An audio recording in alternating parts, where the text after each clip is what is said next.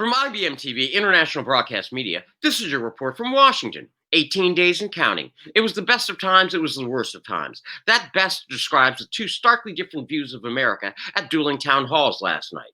Trump continued to downplay the COVID crisis and said, without evidence, that ballots with his name on them had been found in the garbage cans. He refused to condemn QAnon, the false conspiracy theory linking Democratic leaders with a satanic pedophile ring.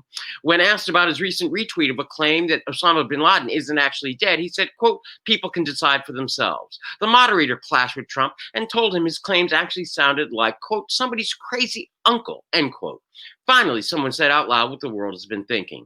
Biden, on the other hand, discussed policies aimed at helping Black Americans. Biden discussed why presidential leadership is so important, saying, quote, the president's words matter, end quote. Biden carefully answered all the non-scripted questions from the audience and then stayed after the town hall ended to answer more questions.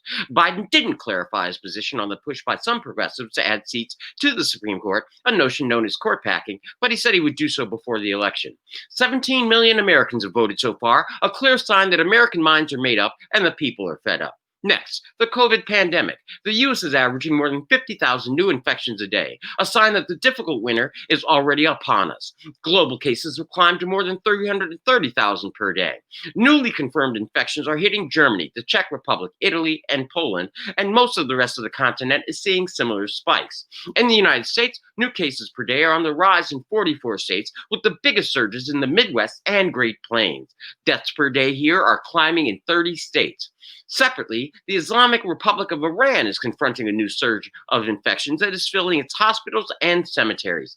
Tehran has run out of ICU beds, and the country's single-day death toll hit a record high 3 times this week. Authorities appear unable to prevent its spread. In China, authorities have completed tests on more than 10 million people in the Chinese port city of Qingdao.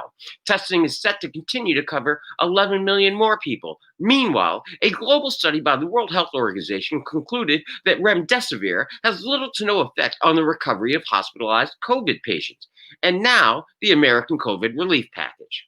Senator Mitch McConnell has all but quashed the Trump administration hoped for a big stimulus proposal before the election day.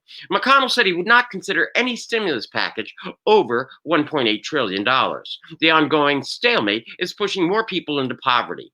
Measures in the early days of the pandemic helped bring the poverty rate down. However, continued economic woes have brought the rate up to 11.1%. Additionally, 898,000 Americans filed for the first time unemployment benefits last week. In world news, trade talks between the UK and EU didn't go anywhere this week. The EU has offered to continue talks, but the UK may decide to walk away from the table instead. Such a move could cost the UK's economy $25 billion next year alone. Elsewhere, across the developing world, 2 decades of hard-fought gains against child labor are eroding. With classrooms closed and parents losing their jobs, reading, writing, and times tables are giving way to sweat blisters and fading hopes for a better life. Instead of going to school, children in Kenya are grinding rocks in quarries. Tens of thousands of children in India have poured into farm fields and factories. Across Latin America, kids are making bricks and building furniture and clearing brush. In our war report, the fighting between Armenian and Azerbaijani forces rages on. Tonight, on a special edition of American Politics, we discuss the collateral consequences of this war on the United States. That's 6 p.m. Eastern Standard Time here on IBM TV. In a sign of the times, while Dr. Fauci has called for canceling Christmas, people are already looking to celebrate. Some plan to cook the traditional Thanksgiving feast and ship the meals to family and friends. Others are holding early Christmas so they can be with elderly parents outdoors. Elsewhere, the price of cabbage is skyrocketing upon a Fox News report that stated eating cabbage may prevent COVID-19 infections. I leave it to you to consider the source. Finally, the current COVID death toll from Johns Hopkins is over 217,717 American souls lost and 1,098,982 global souls lost with no vaccine in sight.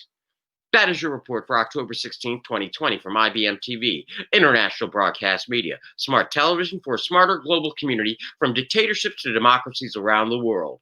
Good morning, good afternoon, good night. I'm Bill Trezevant.